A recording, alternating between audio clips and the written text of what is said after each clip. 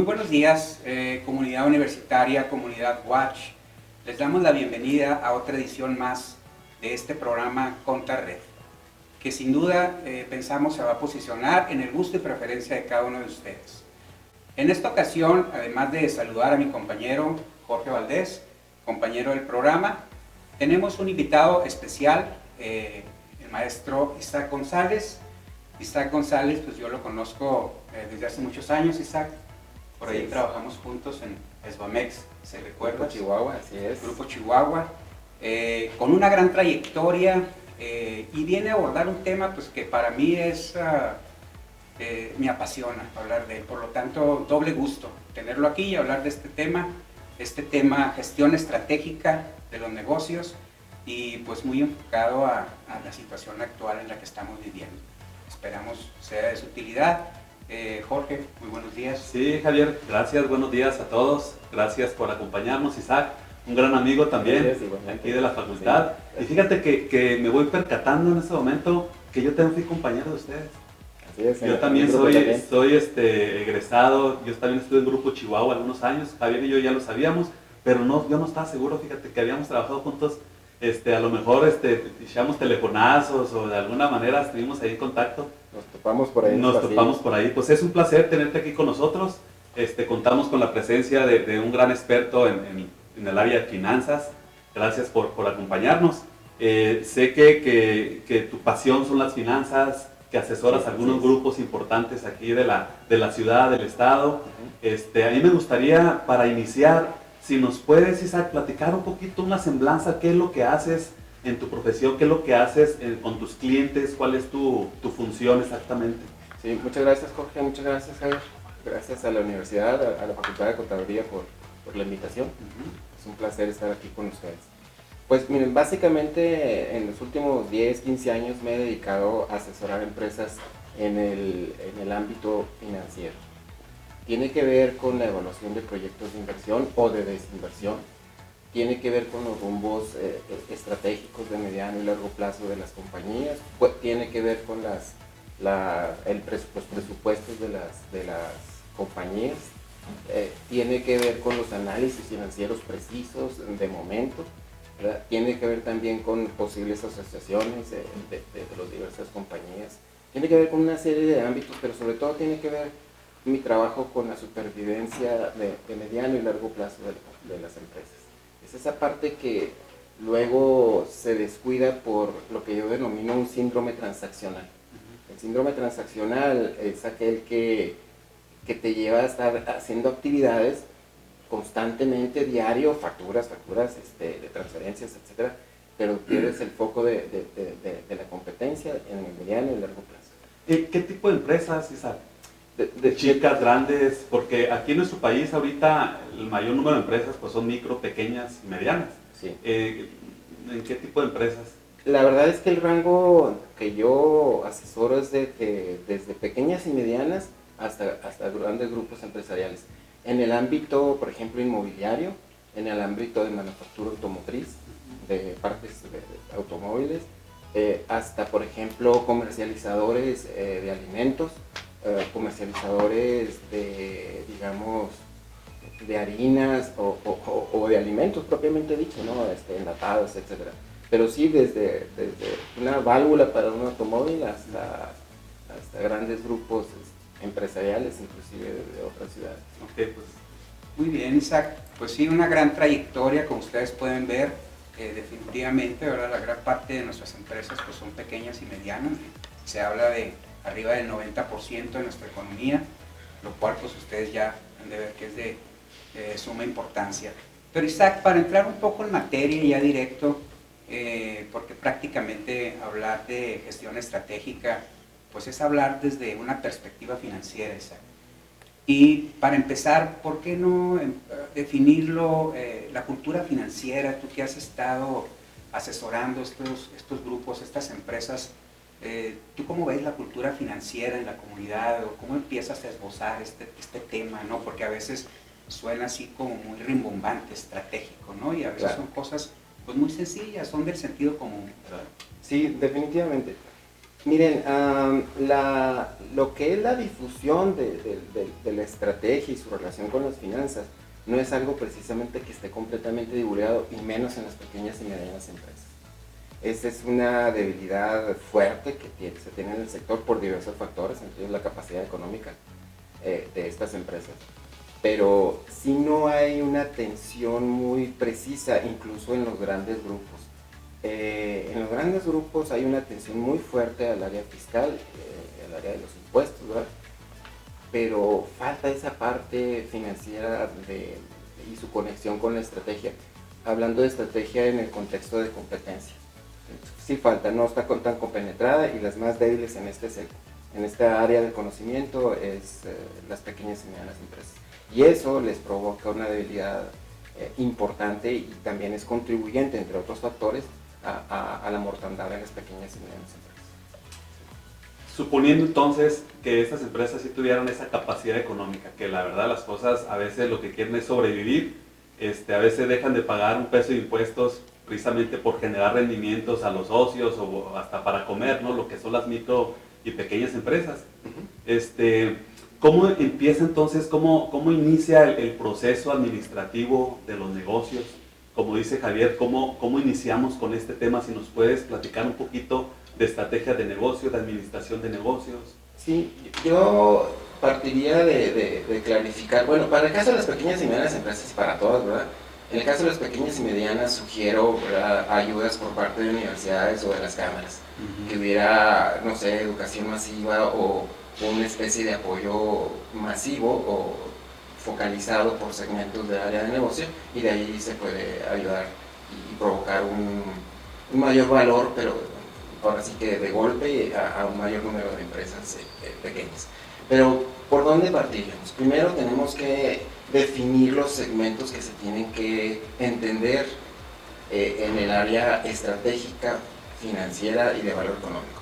Miren, hay, digamos, 4 elementos centrales que tenemos que cuidar: lo que es la estrategia, lo que es el modelo de negocio, lo que es el valor económico, y luego vienen los KPIs. Los KPIs, o indicadores claves de desempeño, que también se les puede llamar de otra manera, se llama de dashboard, otro tipo de indicadores claves de desempeño, tiene diferentes nombres. Por ahí partiríamos. Entonces, el proceso debe empezar por la definición de la estrategia, aun y cuando ya estés en marcha. Lo ideal es que antes de ingresar en un área de negocio, tú defines tu estrategia con todos sus elementos, y de ahí se deriva el modelo de negocio. Entonces, ¿cómo podemos definir la estrategia? Bueno, esto viene del campo militar, ¿verdad? Viene del campo militar y tiene que ver con el arte del general. En realidad es un arte, es un conjunto de factores que deben de considerarse previos al diseño financiero, al diseño del modelo de negocio de las compañías. Pues tiene varios factores. Pues la estrategia podemos verla como una orquestación, una integralidad de todos los elementos que van a contribuir al éxito o no de una compañía, pero especialmente el elemento central de la estrategia es la competencia, su capacidad competitiva y la capacidad de generar valor económico. Precisamente en ese punto, Isaac, esa generación de valor económico agregado, que se dice que un negocio, pues su máxima es generar riqueza, ¿no? Generar ese valor económico agregado que nos muestra la sustentabilidad, ¿verdad?, en el largo plazo de un negocio, y el estar bien también con todos los stakeholders, ¿verdad? Sí. Pero esa generación de riqueza, ese EVA, conocido por sus siglas en inglés, ¿verdad?, Economic Value Added, ¿cómo lo mides? O sea, ¿cómo lo traduces a un lenguaje comprensible, de sentido común, para que un pequeño empresario te entienda y sepa lo que significan conceptos como rentabilidad, liquidez, riesgo? Todo eso desde su óptica, o sea, ¿cómo te involucras? ¿Cómo empieza ese proceso de involucramiento? Sí, miren, tenemos que ser ahí muy, muy precisos, porque ¿qué pasa con las pequeñas y medianas empresas? Bueno, hay que meternos un poquito más en educarnos en esa área, las pequeñas y medianas empresas.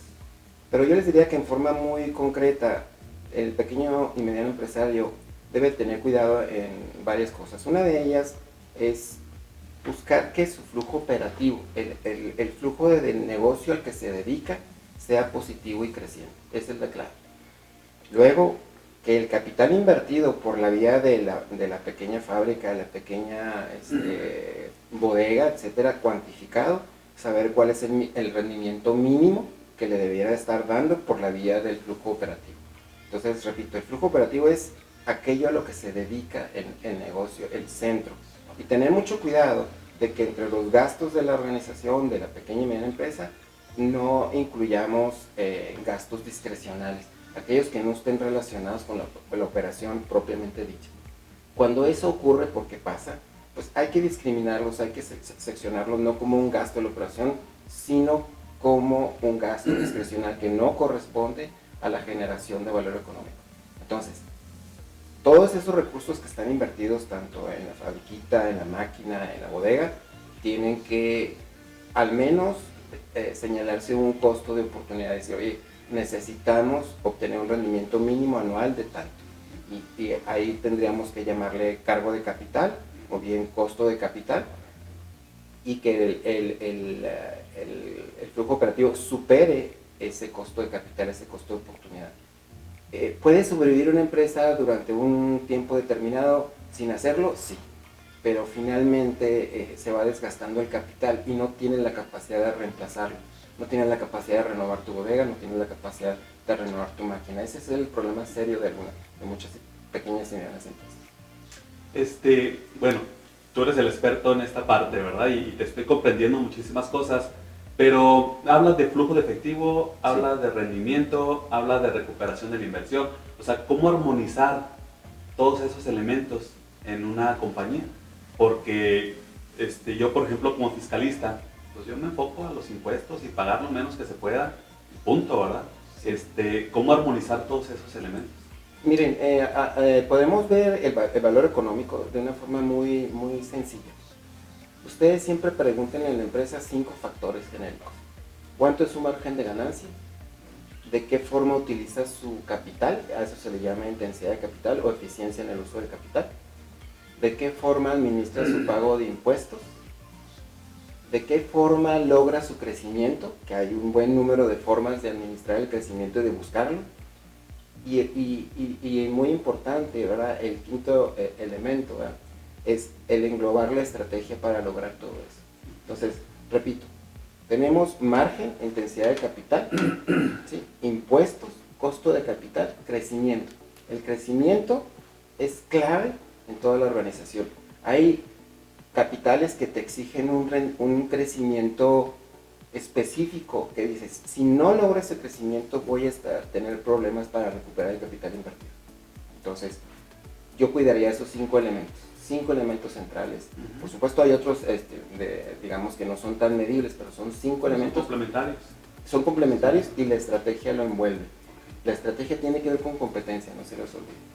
¿Sí? Y el valor económico tiene que ver con el modelo de negocio, cómo se conforma, cómo ganas tus ingresos, cuánto te cuestan tus ingresos. ¿Sí? ¿Cuál es el costo de esos ingresos? Cómo se conforma las capas que componen un producto, ¿verdad? Cómo se conforma ese costo. Es bien importante porque, piensen, en la industria de la construcción, por ejemplo, es una industria muy importante y tiene muchos ejemplos. A lo largo de toda la cadena de valor de la industria de la construcción hay un buen número de participantes que tienen diferentes rentabilidades.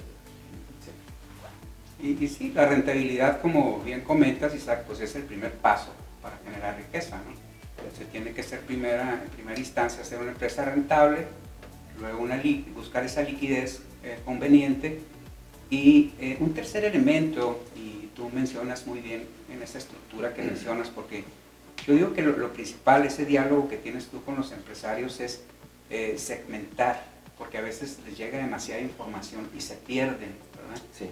Entonces, ubicarlos en cada rubro y sin embargo no perder la conectividad que existe entre cada uno de ellos. Es muy importante verlo como una forma integral, ¿verdad?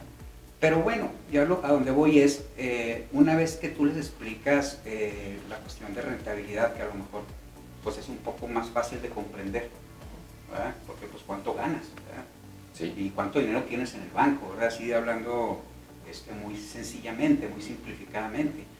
Pero el riesgo, que es otro factor que es inherente a los negocios, ¿verdad? Sí. Que el modelo lo contempla, ese modelaje financiero que tú haces, Isaac, ¿cómo manejas ese concepto de riesgo? O sea, porque para que una gente normal entienda, o sea, oye, pero tu negocio tiene un riesgo. Sí, definitivamente. Miren, por supuesto el riesgo proviene de muchas fuentes, pero hay un elemento clave que luego perdemos de vista. Hay una expresión en inglés que es bien importante tener, que aplica a nivel individuo, a nivel familia, a nivel municipio, a nivel estatal, a nivel empresarial. Chequen ustedes a las empresas donde ustedes también participan y pregúntenles si son price takers o price setters. ¿Qué significa? ¿Tienen ellos la capacidad de imponer sus precios en los productos? ¿O se los están imponiendo? Tanto en la entrada del almacén como en la salida en la venta. A nivel país también, o eres un solutions taker, ¿sí? o eres un solutions setter. Entonces, como país, como empresas, yo empezaría a... Entiendo que hay otras fuentes de riesgo, además el riesgo del problema por el que hemos pasado en términos de... Sistemático, ¿no? Sistémico y sistemático, ¿verdad? Entonces, pero solamente pregúntense eso. Si yo tengo la capacidad de establecer mi precio, es porque se deriva al menos de una ventaja competitiva.